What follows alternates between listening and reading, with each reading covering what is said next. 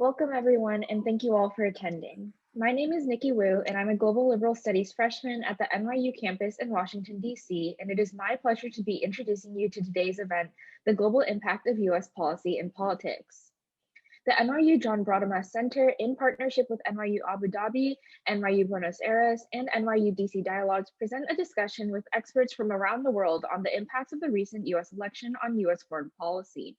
The participants will address how the policies of the past 4 years have reshaped the US relationship with regional powers around the globe and discuss what choices and challenges await the Biden administration as they prepare to take office in January. It is my pleasure to introduce our guest speakers for today, including Nicole Bacharan, who is a historian and political analyst, specialized in American society and relations between Europe and the United States. She's a keynote or featured speaker at many major conferences and the author of more than 20 books. Germán Feierherd is an assistant professor at Universidad de San Andrés in Buenos Aires, Argentina. He conducts theoretical and empirical research on political development with an emphasis on elections and policymaking in weak institutional environments. Diana Fu is an associate professor of political science at the University of Toronto and director of the East Asia Seminar Series at the Asian Institute Munk School of Global Affairs and Public Policy. Her research examines popular contention, state control, civil society, and authoritarian citizenship with a focus on contemporary China. Robert Kubinec is a political scientist who studies the influence of powerful business interests on policy outcomes in developing countries, especially in the Middle East and North Africa. In addition, he is involved in the development of Bayesian statistical methods for measuring difficult topics like corruption and political ideology. Our moderator for today is Ron Christie, founder and president of Christie Strategies LLC, an independent media and political strategy firm providing government relations, communications, and diversity consulting for a wide range of companies and organizations. He has authored 3 books and has appeared as a political/legal analyst on Fox News and MSNBC, as a political contributor on National Public Radio, and is a featured blogger on the Political in the Arena site. I'd like to remind you all to feel free to use the chat and Q&A functions throughout the webinar. Thank you all for attending, and I'd like to hand it off to Ron Christie to begin the discussion. Well, Nikki, thank you very, very much for those very kind introductions to all of the panelists and for yours truly. And I would say good evening to those of you in Abu Dhabi, good morning to those in the United States and Canada, and other flashpoints around the world. My name is Ron Christie. I am honored to be a lecturer at the NYU DC campus here in Washington, DC. And I can't think of a more distinguished panel and a more distinguished group of individuals to take an assessment of where we are with global policies and global politics, not only as they impact what's going on here in the United States, but as they have a strong impact around the world. As a life member of the Council on Foreign Relations and the North American political analyst for the BBC, I find myself often being asked what is going on in the United States, what does it mean now, and what does it mean going forward in the future? And so what I'd like to do is to ask our distinguished panelists a series of questions to get the discussion going. And once we have had a chance to really look at where we are with a snapshot of COVID around the world and foreign policy and politics here in the United States and abroad, we really look forward to opening the floor to you, those of you who are watching at NYU campuses around the world, for your thoughts and insights. And so with that, I'd like to look 4 years back, look at the present, and look 4 years forward. And Nicole, let me start with you and say, how do you think, from your perspective in Paris and from your perch, how do you think that the Trump administration has impacted the world with its policies and its politics looking back over the course of the last 4 years? Yeah, thank you, Ron. Thank you for this question. And I'm really looking forward, to hearing everybody's thoughts about this. From a European perspective, I would say it's the first time ever that since 1945 that Europe felt treated like an enemy, like a foe. I mean, the European Union being pointed like a foe was a painful experience, as well as the worry about the stability of NATO, about the a commitment to Article 5, in which means, you know, one for all for one, in case there is a danger or an attack. And I'm not talking about the financial issue that everybody's contribution to NATO. Everybody knows in Europe that the Europeans are not doing enough. But it's the matter of trust, the matter of the stability of the alliance, of shared values, and shared values not only between Europeans and the United States, but these shared values towards the rest of the world, and the necessity that all of us, whereas in Europe or in the US, have to defend those values, that there is, in defense of those democratic values, there is a meaning for protecting our global interests, whether it be security, the economy, trade, finances. All of this has been put into question. So I'm just looking at the present. I would say that the European reaction is that of relief, because we are going back to friendly, polite, decent relations between, you know, individuals, but it's a very cautious relief. I mean, the trust that was the groundstone of the relationship between Europeans and Americans, which doesn't mean it was always easy, but that trust has been shaken to the core. Thank you very much for that. And let's transverse the North Atlantic and come across to Toronto, where we can speak with Professor Fu. What's your perspective of this very same question of looking back at the last 4 years of the Trump administration with its policies and politics, and how do you think that has impacted us, those of us here in North America? And then we're going to zoom down to Buenos Aires shortly thereafter. Yeah, I mean, it's interesting to hear Nicole bring up the issue of lack of trust. And I think that has been exceedingly evident in the way that the Trump administration has handled relationships with China. So in terms of foreign policy on China, it has really led to a deterioration of US-China relations on both sides. So many of you may have heard of, you know, this so-called new cold tech war between China and the United States. There's been talk, and I think very real talk, of decoupling. And as we have all been watching, each side has been playing the blame game with respect to the pandemic, with each side attributing the virus to the other side. So these are not signs of trust. And to give you one data point that shows how much lack of trust there is, there's a reason for the muted and delayed reaction of the Chinese government, of Beijing, to the Biden election, right? That the Chinese government waited days to congratulate Biden's team. And I think part of that has been, you know, that they don't trust what Trump would do if they congratulated the Biden team too early. They're not sure what kind of reactions would come out of Trump and what kind of retaliations he would launch against China. And I'll say one more thing about, in terms of, you know, Ron, you asked us to reflect on Trump's policies in the past 4 years. With respect to his policies on China, it has been interesting because there's a saying among the Chinese public opinion that Trump has actually been really good for China's reputation in the world in some ways. And there's a phrase in Chinese that translates roughly to Trump making China great again.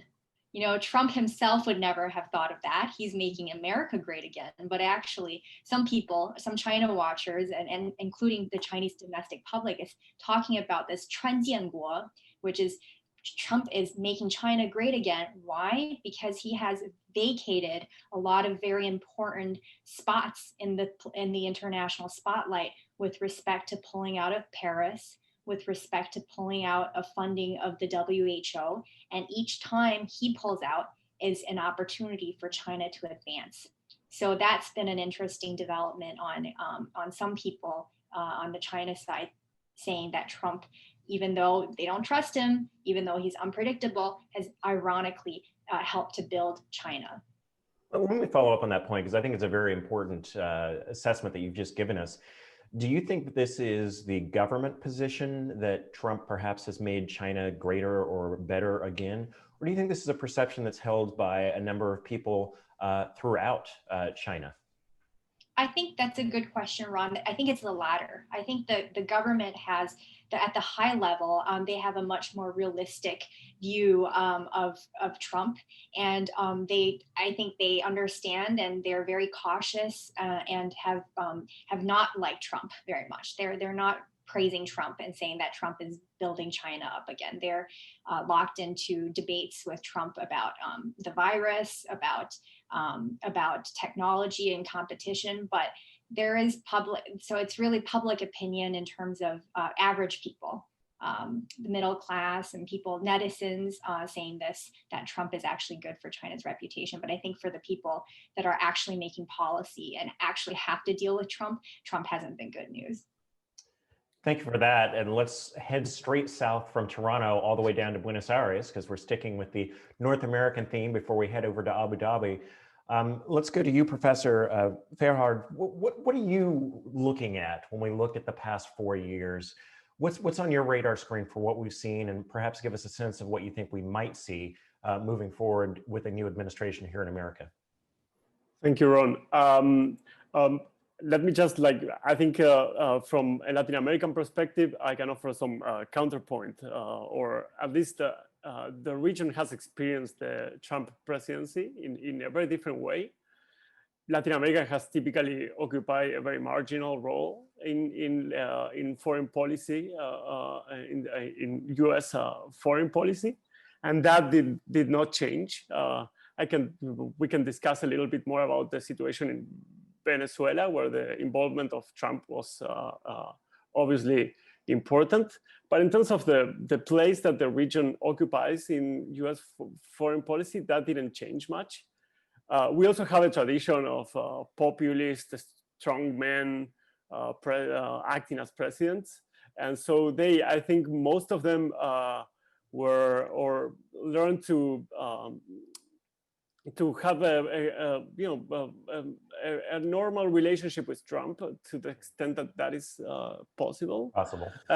And so basically, I think they all knew that in terms of policy towards the region, and here maybe we can do like a distinction between countries. The Panama Canal basically is like a border in terms of how the U.S. treats countries in the region. So north, the Panama Canal, the situation might be a little bit different, but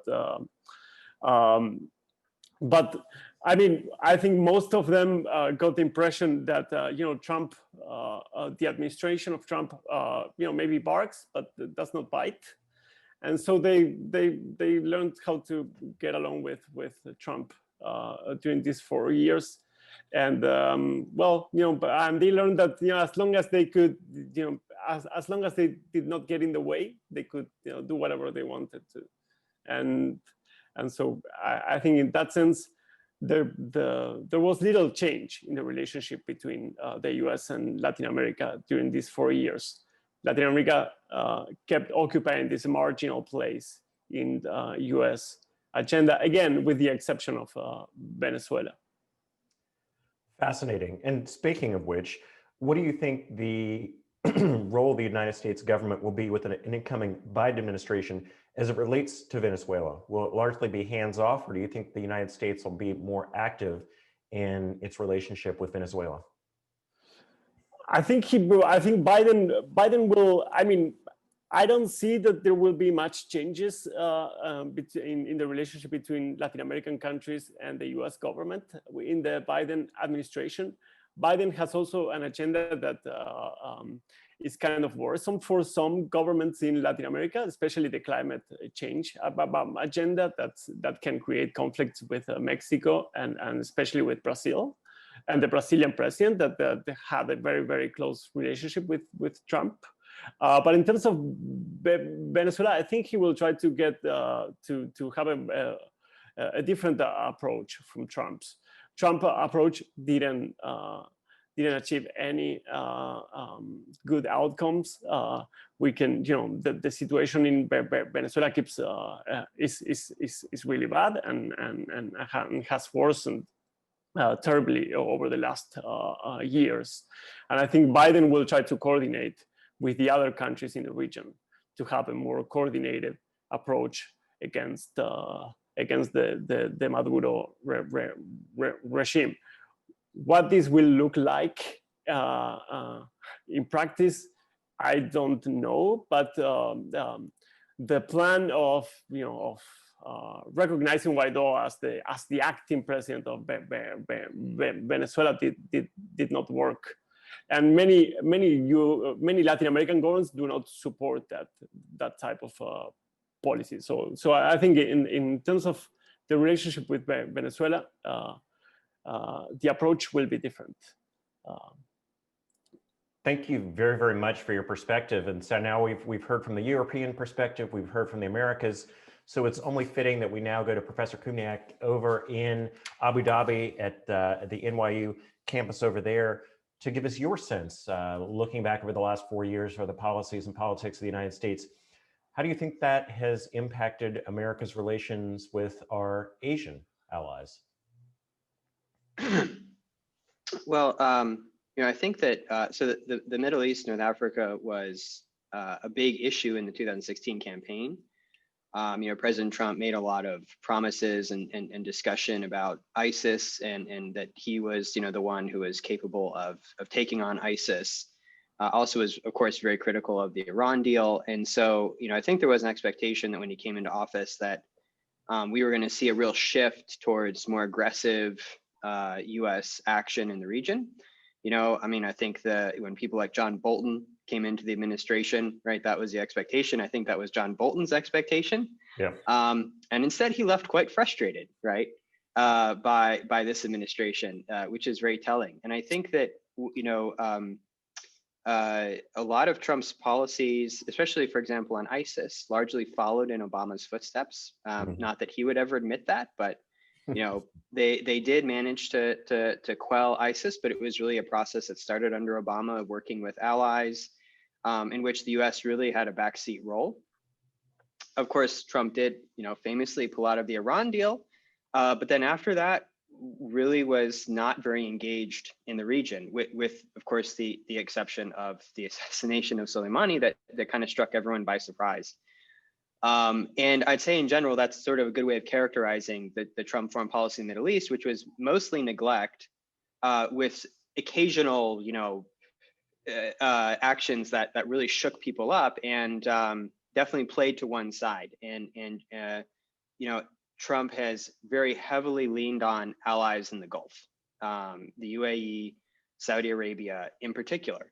Why that is the case is not always very easy to explain, and people have put forward different explanations about his business ties in the Gulf.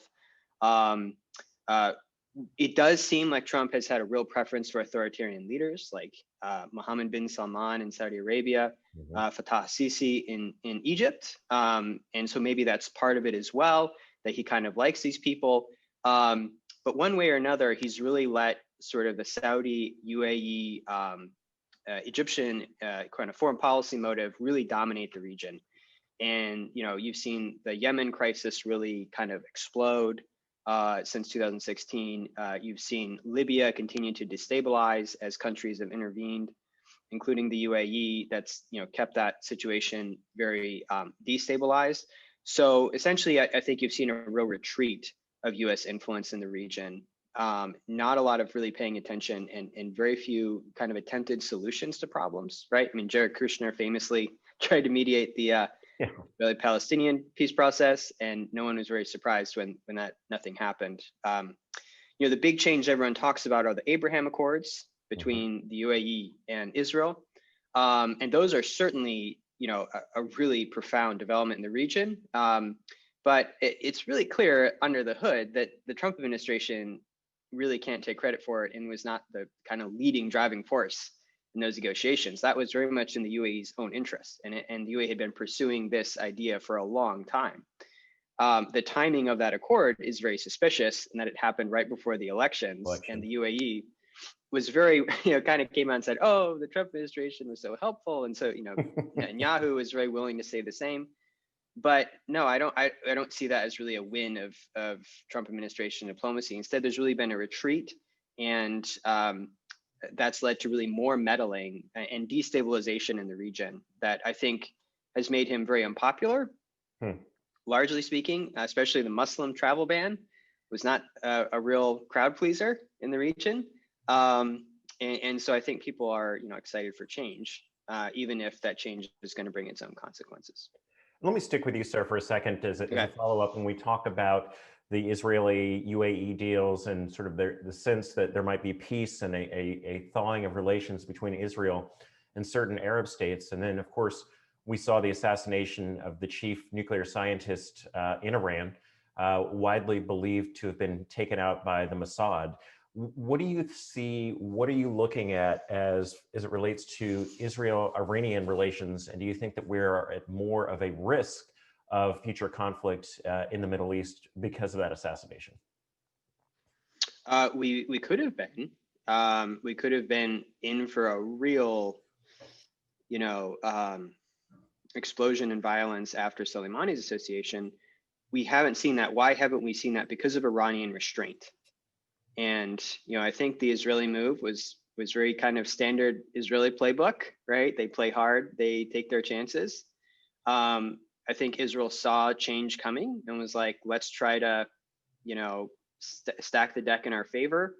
Let's try to provoke Iran into something, a risky thing to do. But I think Iran's response shows that, again, Iran watching is its own cottage industry, right? Trying to parse the tea leaves. But I think clearly now, after 2 provocations and very limited response from the Iranians, that they do not want to take the bait. And I think that's very encouraging for Biden administration, likely going to try to put the Iran deal back together. And that's, an encouraging sign that Iran is not so far able to restrain hardliners and choose a much more moderate response than certainly people expect after Soleimani administration. There's still time, of course, for them to respond to the killing of their chief scientist. But so far they definitely have been pretty careful. And I think cuts against the often caricature of them as these radical Islamists who, are just deeply violent or something. So that's kind of my view of it. Thank you very much for your assessment. And I want to go back and go down the line with the panel and talk about the politics and policies of something that we're all dealing with. And that, of course, is COVID-19 and how the coronavirus has really impacted the world. And how do we get on the other side of this? And so, Nicole, I want to start back with you. And from your perspective, from your position in Europe and looking at our European allies, what is your view on how the United States has reacted to COVID-19? Is it fair to say that President Trump was not quick enough to marshal and coordinate a response? Or do you think this is something that is endemic to the way that many world leaders have reacted to this virus and this outbreak? Well, Ron, I think, a great deal of the answer is in your question. I mean, there is a keen awareness in Europe that nobody's been perfect on this, and no European leaders saw what was coming, and no responses was quick enough, organized enough, good enough, and that there were improvements, we learned things, and then we went back to a second wave, a third wave, maybe a fourth wave. So that the United States wasn't good enough is a shared assessment, but it doesn't mean much beyond that. Then there is the issue of Trump's leadership in that, and the general assessment that it failed by and large. All the issues with the governors, with the America first, me first approach, the lack of federal leadership on financing, on supplies, the struggles around the world to get the supplies that everybody needed at the same time, that has been seen really as a deep, shocking lack of US leadership. It's not only seeing how much the United States suffered from that, it's as well that in Europe, and I guess the other panelists can talk about it, but around the world, everybody felt we were on our own. And it would have been expected in a situation like that, that the United States would play a leadership role towards the allies, for instance. So at least consulting, coordinating role with the allies. The departure from the World Health Organization, the cut of financing to a bunch of international organizations. Even yesterday, I mean, the declaration that vaccine would be kept in the United States and wouldn't be sharing. It's not that other countries wouldn't do the same deep down. I mean, if we look at it closely, you know, in a dire situation like that, that's the instinct to protect yours first. But it's not standard Western policy to announce every man for himself. And that's not been the role expected from the United States as the leader of the international order. Let me follow up with you. And I'm curious, since we have so many folks literally around the world, what is it like in Paris now? Is there a sense of optimism that things are going to get back to normal soon with some of these approvals of therapeutics and vaccines? Or is Paris still very much shut down? Paris doesn't feel shut down at all because the streets are crowded. We're supposed to be under lockdown and hardly anyone feels it because people go to work, children go to school, people go shopping, wearing their masks. I mean, the mask is pretty well accepted. I would say that people are truly serious about it, but it doesn't feel like a complete lockdown, but still the mood is really gloomy and people are weary and tired. And it seems like, you know, pulling out of this pandemic is a long way away. I mean, the first lockdown in the spring was very tough, but everybody had the sense that we're doing the right thing. It's tough and this is going to be the solution. And we were heading into the summer. Right now we're, you know, sliding into deep winter and we don't know how long it's going to last. And I don't know if you're aware of this, but France is among one of the most suspicious countries towards vaccines. The last polls are like over 50% of the French say they don't want to get the vaccine. So that's a shocker to me. I don't know how you guys feel about it, but that pulls away the solution to this because everybody knows a solution is in a vaccine around the world. Well, I'd say here in the United States, it's fascinating that there's been the politics of vaccinations, right? You have certain celebrities who are very much against it. And now the FDA has been working overtime with the public and private sectors here to have that therapeutic. And I found it fascinating that Presidents Bush, Obama, and Clinton have volunteered to get vaccinated on film, on camera, if you will, to try to inspire the American people to have confidence in this, and certainly something that we're all going to watch in the days to come. Diana, let's go back to you. What are your thoughts and impressions about the politics and the policies of the coronavirus and the really aftermath and where we find ourselves now? Yeah, I mean, it's as I alluded to earlier, I think the biggest issue between China and the US has been playing the blame game. And I hope this won't continue with the Biden administration, but that has really hurt the global efforts to try to address the pandemic. Now we're seeing, you know, the irony is that China, where the virus started, is now the safest place from the virus because, of course, the Chinese government has been quite successful in battling the virus. But it has continued to sort of put out its own propaganda about where the virus comes from. And, you know, a recent New York Times report by Javier Hernandez has talked about how China is now spinning the tale to say that the virus came from elsewhere, and so on and so forth. So I think China has really tried to use the virus to do two things. It's try to use the pandemic to initially to do what was called mask diplomacy, in terms of sending masks and sort of sharing best practices of how to deal with the pandemic in other countries. That was of mixed success. The second thing that I think it has actually been very successful in doing is actually using the pandemic to really bolster domestic support for Xi Jinping's rule. And in that point, I think has been very, very successful.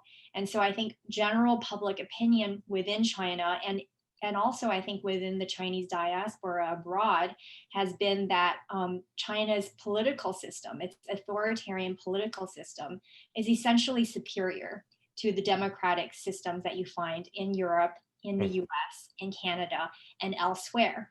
And whereas this could have been a very bad turning point in terms of an external shock to Xi Jinping's rule, it has actually really bolstered his rule, because people are pointing, well, they're not pointing really fingers, but they're looking, on TV, and they're seeing, hospital beds running out in New York City. In China, what happened? Well, the government was able to build hospitals in a matter of 10 days. In hospitals that normally took like 6 months to construct, took 10 days to build. They're looking at the numbers of people that continue to be infected, continue to die from the virus across US, across Europe, and pointing to people there and saying, well, why aren't they masking up? It's a very simple thing. Why aren't they listening to the government? It's messed up there in democracies. And I think this has really been a very much of a triumphant moment for the Chinese government in terms of convincing its own people, who they already had very broad support from anyways, that China's political system and its superiority has really been demonstrated in its fight toward the pandemic. And I'll say one more thing with regards to Ron and your point about leaders having to demonstrate visually for people that it's good to wear a mask, it's good to get vaccines. That is not necessary in a place like China, where if the government tells you it's good to mask up, people mask up. But there's no politics over masking there. And there's also no politics over vaccines, because a lot of Chinese people, both Chinese people abroad and Chinese people within China, have already gotten vaccines that have been administered before really the science came out on whether or not they're effective or what the long-term effects are. People have enough trust in the government to say, if the government is saying this vaccine will work, I'm going to do it. I'm going to take that vaccine.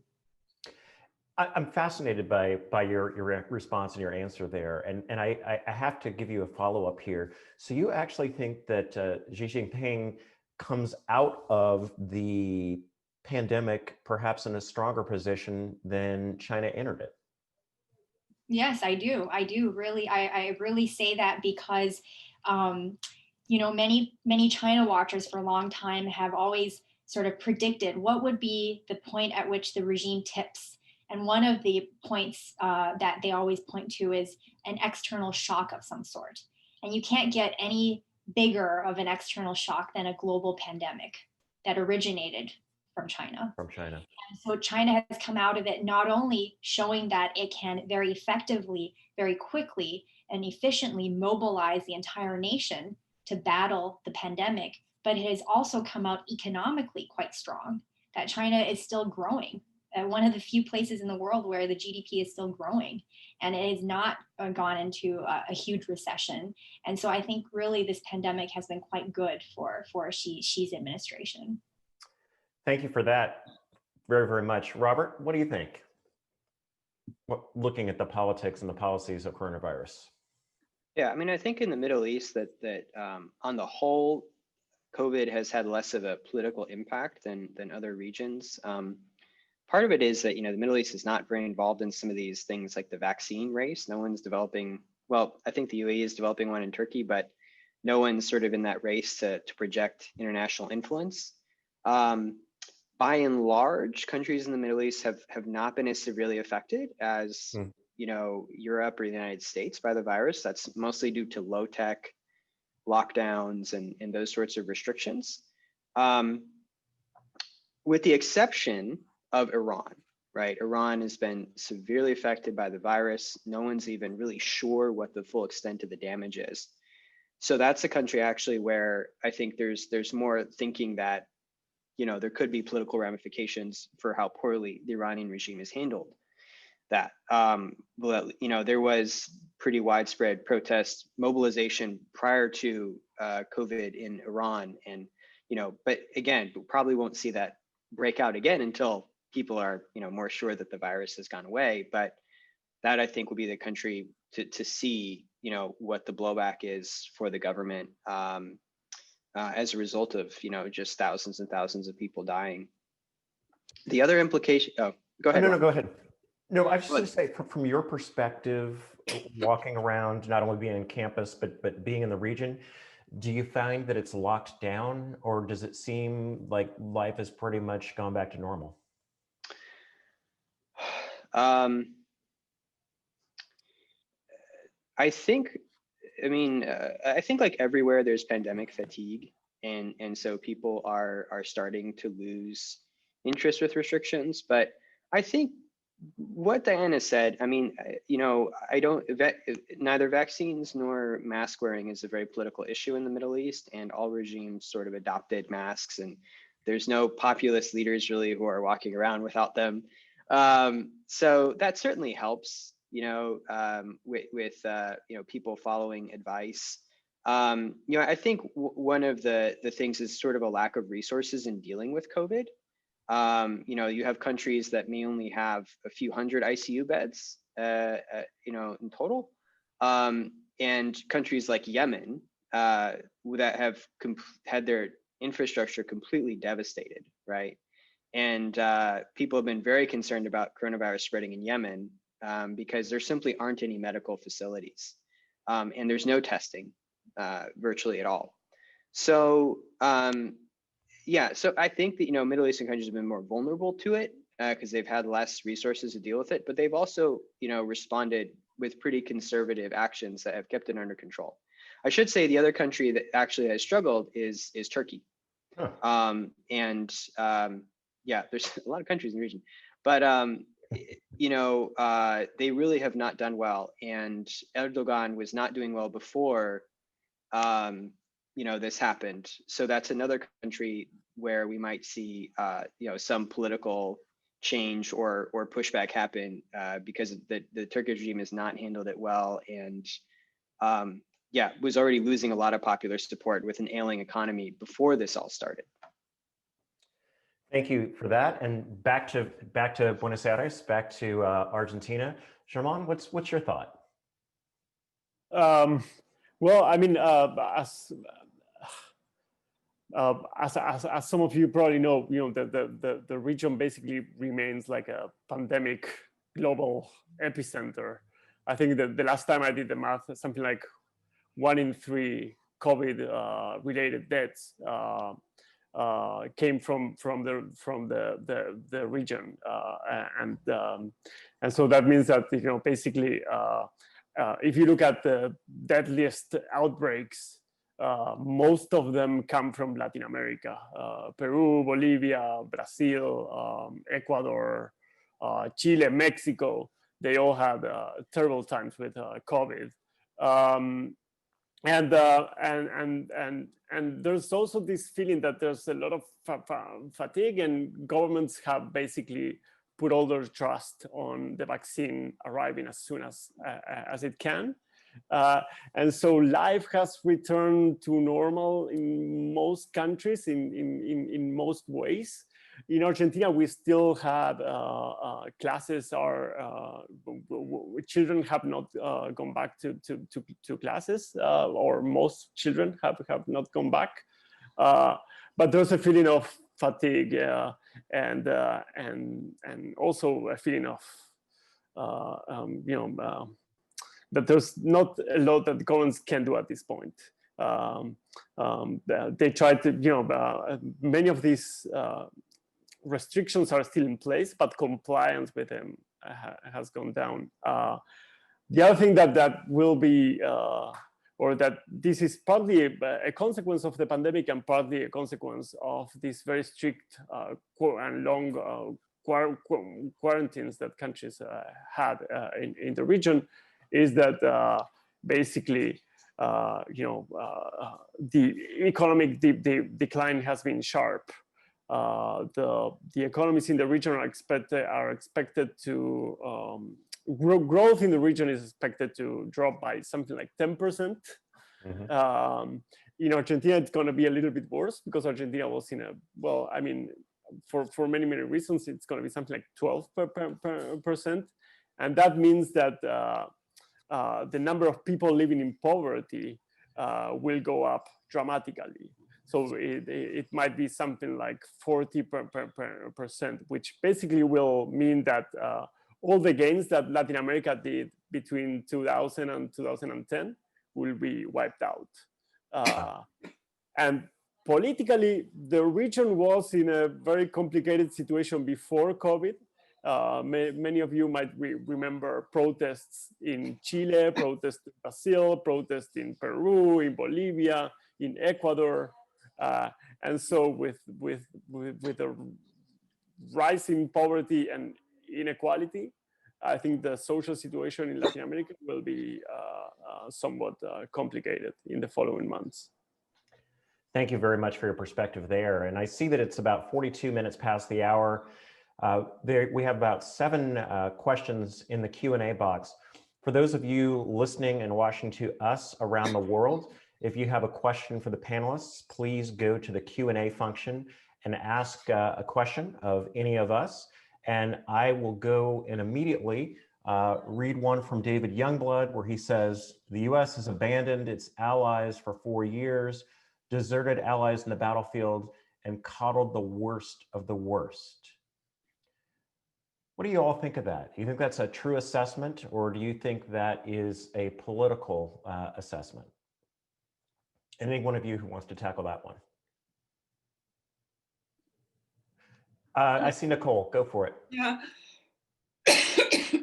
Excuse me. It feels about right, truly. I mean, it's not the first time the Kurds have been betrayed, but it was very painful. And from what I heard and from the conversations I had, it feels like it was very painful for the American troops being in the Middle East at the time. They were working with the Kurds. They were not prepared to abandon them. And that this kind of betrayal was possible, I think, resonated around the world. That is a possible thing that could happen. And it was probably one of the lowest moments of the last 4 years in terms of US leadership around the world. It's not only that, most of Trump's policies backfired, even if, the question they asked, the critic they brought, for instance, towards the Iran deal or other such matters around the world, some of those critics were shared, founded, but nothing came of those policies. And again, it comes back to what we started with, the issue of trust is fundamental in international relations. So the situation of the Kurds, and again, the United States is not the first or the last country to betray them, but that undermined anything else the Trump administration could have tried to do around the world. Other panelists. I can speak a little bit to feelings, hurt feelings in Canada. So I'm a China specialist, but I'm based in Canada, and Canada and the US have had, a very historic, long, friendly relationship, and a relationship in which probably are one of the strongest allies of the US. Now, Canada has really taken a hit in the past couple of years with the arrest of and detainment of Mo Wenzhou, Huawei CFO.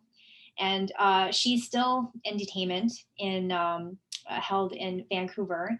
And I think from the Canadian administration, Trudeau administration was expecting a little bit more help from the Trump administration, considering that we detained her, sort of took a bullet for the US in a way. And Canada has felt the sting of that in terms of the two Michaels, two Canadians that are still being detained in China, pretty much in retaliation for the detainment of Meng Wanzhou. And with respect to Trump, he didn't really help in that respect. At one point, he tried to turn Meng Wanzhou case into a bargaining chip for the trade deal with China. And so I think with respect to Canada-US relationships, that comment from the audience member very much rings true in terms of a feeling of abandonment. Let me take Mr. Youngblood's question and flip it on its head and ask the panel whether you think Donald Trump, as President of the United States, has done good in his policies or politics that have benefited the world. Boy, the silence is deafening. Robert, go for it. Yeah, I mean, I said largely U.S. foreign policy has been a policy of neglect. Well, there is a silver lining to that, in that U.S. interventionist policies in the Middle East have not always gone so well in the last 20 years, right? Starting with the Iraq War, we've seen a lot of really bad consequences of very hands-on involvement by the United States in the region. ISIS was a creation of the Iraq War, right? Abu Bakr al-Baghdadi and these other terrorists got started fighting U.S. forces in Iraq, right? So Trump's, his hesitancy to deploy U.S. troops, his desire to bring them back, actually has among Middle East analysts and scholars I know, has actually kind of resonated, right? His willingness to admit that some of these foreign policy initiatives haven't worked has actually been, I think, somewhat positive. Now, again, because of neglect, I think those ideas he came into office with haven't actually been very well implemented in the region, and we're still pretty much as involved as we were under Obama. But that kind of more frank assessment and his willingness to push at the Pentagon and the military to say, look, Afghanistan is not going well. We have not achieved our foreign policy goals there. I think that was actually somewhat refreshing. So that's as far as I'm willing to go, though. Okay, fair enough. Let's go to our next question from Jeffrey Davis, who asks, what might be the fate of the TPP program under Biden, and what are the TPP pros and cons, and how would China view the resurrection of TPP? So Diana, I think we're going to go for you for being our China and Asian expert in that regard. Sure. Yeah. So when Trump pulled out of the TPP in 2017, again, that really created a vacuum, a vacuum in leadership around trade that China has really stepped into. So while Trump has been sort of pursuing a protectionist, isolationist policy, China has moved in the Asia Pacific region and has moved on to sign the 15-member, regional comprehensive economic partnership, RCEP, which is sort of China's answer to the TPP, and China's response to being, sort of excluded initially from the TPP. So I think it would be, there's a consensus among sort of China scholars or people, China watchers, that it would be a good move on the foreign policy front. On the trade front for the Biden administration to step into the TPP again, certainly from a geopolitical perspective of trying to contain China's influence with the RCEP, with TPP. But the degree to which it can do that will, of course, rest on domestic U.S. politics, whether there's enough support from Republicans and Democrats alike for re-entering the TPP. Thank you much for that. And Robert, here's one aimed right directly to you, and it says, will the Palestinians be able to make a deal with Israel without agreeing to the return of refugees? Yeah, that's a nice, easy question for you. Yeah, well, been getting that one for a long time. So the short answer is yes. Right, we need to distinguish between what we call a bargaining position and an eventual outcome, right? So you will not get a Palestinian official on the record to say that they're gonna forget about, the borders of the Israeli state, or of the Palestinian state, really, prior to UN partition and these other historical events. They're never gonna come out and say that publicly, but Palestinians who live in the West Bank have become accustomed and very aware, right, of the balance of power and how things are and how things work. So if there was a settlement, absolutely there would be a line or a border, a demarcation line that would not be the original, let's say 1948 borders or other borders that have been under discussion. And of course, the only time we've ever gotten close to that was the end of the Oslo peace accords under Clinton, when Yasser Arafat was pushed, really, really close, and they had a line, and they were, actually chopping up the land, and they got really close to it, but they failed. So, if there really was a U.S. administration that was able to put pressure on both sides, on Israelis and Palestinians, bring them to the table, Palestinians could make concessions, but Israelis would have to make concessions, and those concessions would have to be costly for Israel, including giving up settlements that have already existed. So I absolutely think that peace is a possibility, but it will only happen with someone putting their thumb on the scale and making people come to the bargaining table. And we're the country that has the most leverage on Israel-Palestine. So here's an interesting question for all of you, and one that I've often been wondering about myself, which said that for the last 4 years, Africa has largely been absent from the radar screen of the Trump administration.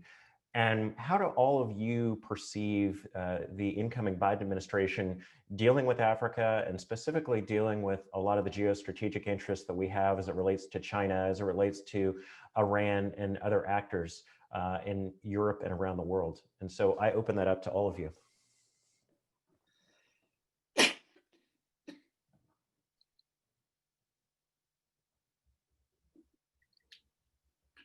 Nicole? Yeah, well, I'll give it a try to begin with. I think in Europe, and in France in particular, there is a very clear view on the fact that any French or European military intervention in Africa, like we have currently in Mali, cannot happen without the United States support. The French, the European troops that are there, they need US logistics, help with communication, help with intel, help with supplies. And if the Biden administration, and it's not impossible at all, sees that the US need to reduce, to scale down their presence, their military presence around the world, any military presence from Europe is doomed in Africa. And the issue of terrorism in particular would be first on the list of what may be at stake. Then my understanding, but maybe Diane is more acute on that, is that I guess the Biden administration is much aware, or will be much aware, of China's influence, presence, plans, would it be financially, in terms of infrastructure, of influence in Africa, and that there is a need for a counterweight there. But so far, what we have seen from previous US administrations, not only the Trump administration, there isn't a lot of interest in China, in Africa, and that's a big miss. We need that. Here's a fascinating question. One of our viewers has asked, so much focus has been on many major countries around the world, but thus far in the hour, none of us have spoken about India or the Russian Federation. How do all of you envision very quickly, before you get to your closing statements, view Russia and India as players over the course of the next 4 years?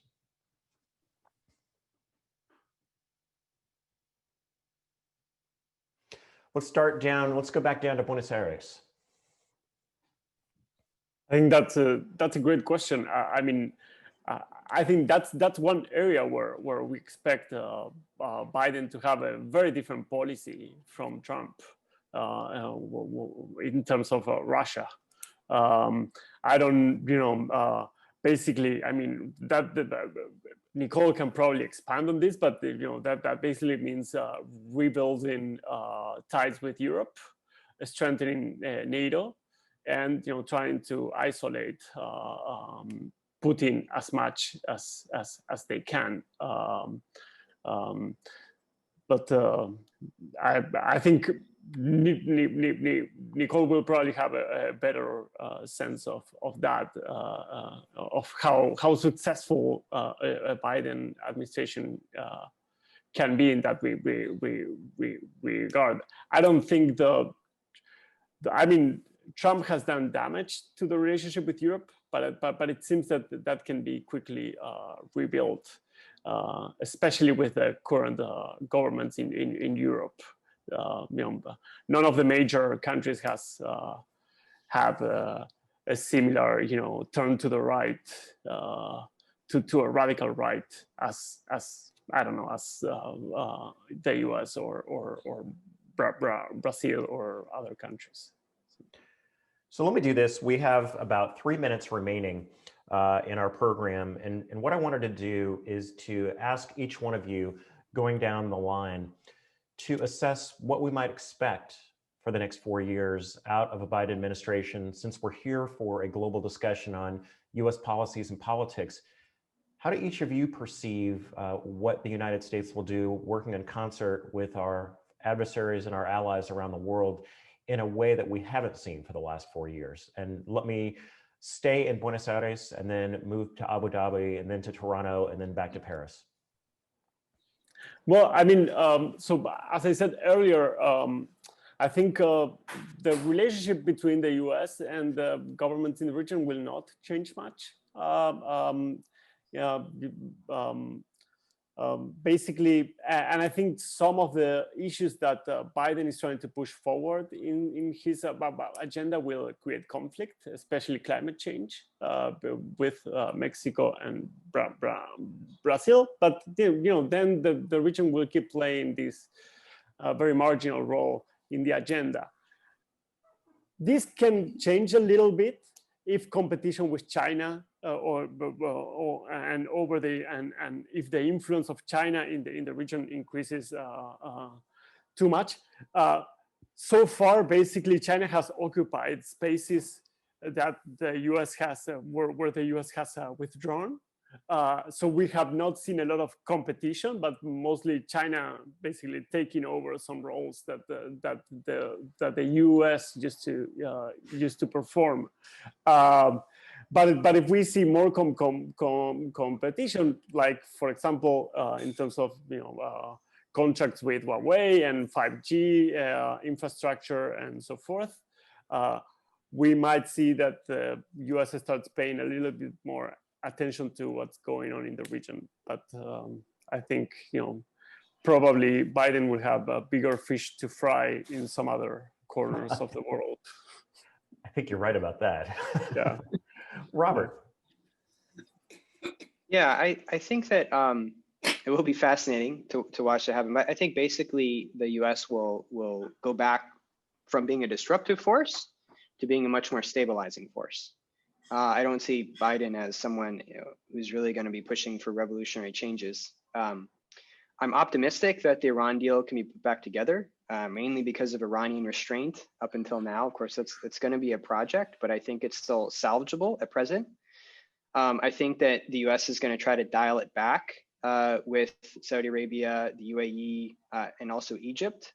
Try to push those leaders towards some restraint, whether in terms of intervention in places like Yemen, or with Fattah Sisi with domestic repression. I don't think any really serious breaks. But I do expect that the Gulf crisis will be at least partly resolved under Biden, because he'll take a more neutral position vis-a-vis the players in that. What is really unknown, and I think also interesting, is how is the Biden administration going to deal with popular movements for democracy? These have all been kind of delayed because of COVID. As I mentioned, there was one in Iran recently. There was a huge movement for change in Algeria. There were huge protests in Lebanon. Obama did not handle these very well. The Arab Spring, he kind of wavered a lot back and forth. And I think this is one of the big open questions for Biden. How is the US going to deal with these popular movements? How much are we going to support them and embrace them, try to guide them, or be hands off? So thank you, sir. Diana. Yeah, I think from the perspective of US-China relations, when Biden comes onto the scene, there's hope on both sides for a reset in terms of the relationship. Now, the Chinese Foreign Ministry has come out and said that directly, that they hope for a reset. But as we all know, a reset takes two. It takes two to tango. It takes two to reset, right? And so by all indications, we feel, looking at sort of the structural issue of China being America being a great power and China being a risen great power, there's bound to be conflict that cannot really be reset in some of the core aspects that touch on American interests. And so, but I think there is hope, there is optimism for two reasons. One is that Biden, unlike Trump, is actually quite China savvy. So prior to stepping in as the leader of America, he actually met with Xi Jinping 8 times, spent about 25 hours with him. He has been to China in 2001 when China ascended to the WTO. Now, his perception of China has changed since then. Whereas, in 2001, when China was just starting to open up to the world, everybody, not just Biden, but everybody thought that China eventually would become more liberal as it modernized, right? This is sort of the Martin Lipset kind of hypothesis that political liberalization would come hand in hand with economic liberalization. Well, Xi Jinping has sort of upset that kind of fantasy about China. And so I think, when we hear Biden calling China's leader a thug, when we hear Biden calling for getting tough on China, I think those, whether it be rhetoric or not, that does not bode well for a complete reset on the relationship between US and China. I'll say one last thing, which is that there is a little bit of hope that there would be some advancement in US-China relations with respect to repealing some of the policies that Trump has been put in place in terms of people-to-people exchange. So one of, I think, the very detrimental policies of Trump has actually been to peel back exchange programs. Both the Fulbright program as well as the Peace Corps in China have been stopped under him. And I think it would be wise for Biden to restart those programs. And I certainly think a lot of my colleagues in academia would very much welcome that. So that's one thing to do in terms of people-to-people exchange. The other thing that has a little bit to do with what Robert referred to earlier about the Muslim travel ban not being unsurprisingly not being very popular. Neither has the ban on travel ban on Chinese Communist Party members that Trump has initiated and has really caused a bit of a red scare. That has not been good. It has introduced xenophobia, and I think that Biden has a real opportunity there to reverse that trend in terms of not, revisiting the DOJ's China initiative in terms of investigating Chinese academics and scientists because they're Chinese. And in terms of, revisiting this travel ban on Chinese Communist Party members, which is really ridiculous because Chinese Communist Party has 90 million members. Not all 90 million of them, especially the ones that end up in the US, actually believe in Chinese Communist Party ideology. There's people who joined the party because they needed it to get a job. So I just think that kind of policy has really been detrimental, and that provides an opportunity for Biden to reverse the damage that Trump has done. Thank you, Diana. And Nicole, bring us home. Home back in Paris. I think what I see, the Europeans are very keen on working with the Biden administration, and they are very convinced that this administration is going to work very hard to build common fronts with the European allies on all the major issues like climate and security and trade and dealing with Russia and China and issues in the Middle East. I mean, people like Tony Blinken or John Kerry are very well known in Europe. You know, everybody has worked with them at some point or the other. So European leaders know we can understand each other. But beyond that, everybody is aware that it's not going to be easy. I mean, you cannot imagine the interest of the lay European citizen about the future of the Republican Party in the US, the grip that Donald Trump is or is not going to keep on tens of millions of citizens and on a good share of public opinion, how much this can influence, you know, the international policy that Biden will be able to lead or not, all the hurdles of a divided government and a public opinion focused, you know, on bread and butter issues and, you know, the pandemic and middle class issues, which is quite a reasonable thing to be focused on. Beyond that, the other hurdle is that Europe is divided. I mean, it's not like there is one Europe, you know, trying to work with the Biden administration. I mean, there is a Brexit. There are, you know, countries like Hungary and Poland that are not at all on the same page. You have the Baltic states, for which an alliance with the United States is an existential issue. It's not just, you know, a discussion thing. It's a life or death matter. And the Europeans between themselves are not united at all on how to deal with Russia, China, and trade issues altogether. So we are all aware it's going to be difficult, but that across the pond, there will be people we can talk to and express our difficulties, our point of views, and if we don't get to share them, to make them shared, at least they can be understood and respected. So it's going to be hard work, but there is hope. Thank you for that optimistic and upbeat assessment from you and from all of your colleagues about the state of American policies and politics and their impact on the globe. And I want to thank each and every one of you for taking your time today to be with us. I found this to be a fascinating discussion. I would rather talk with you and stick with you, but as always, all good things must come to an end. And I really want to thank all of you around the world who took the time to tune in and to listen to our distinguished panel and to hear their thoughts and viewpoints about where we are in the world and where we're headed. And I'm honored to be an advisory member at the John Brademas Center at NYU.